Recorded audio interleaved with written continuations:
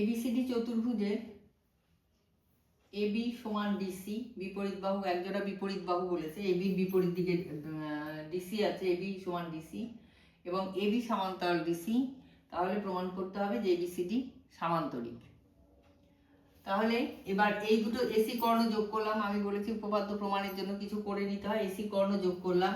তাহলে এই যে দুটো ত্রিভুজ হলো এবিসি আর এডিসি, এই দুটো ত্রিভুজের মধ্যে আমাদের দেয়া আছে এবি সমান ডিসি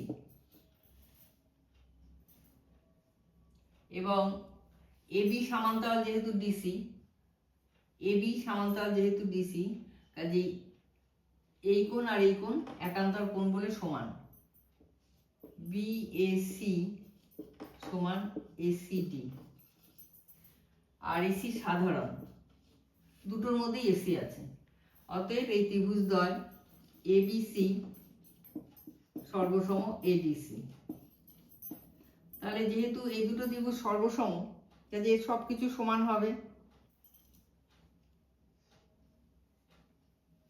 তাহলে এই কোণ আর এই কোণ সমান হবে, এই কোণ আর এই কোণ সমান হবে যেহেতু ত্রিভুজ দুটো সর্বসম।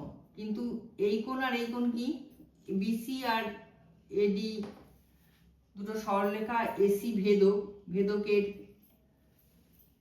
দুপাশে দুটো কোণ সমান, এরা একান্তর কোণ বলে সমান, সরি এরা মানে সমান যেহেতু, তাহলে এরা একান্তর কোণ, অতএব এডি সমান্তরাল বিসি। তাহলে এবিসিডি চতুর্ভুজের উপপাদ্যে বলা হচ্ছে এবি সমান্তরাল ডিসি, আমরা প্রমাণ করলাম এডি সমান্তরাল ডিসি, তাহলে এবিসিডি হচ্ছে সামান্তরিক।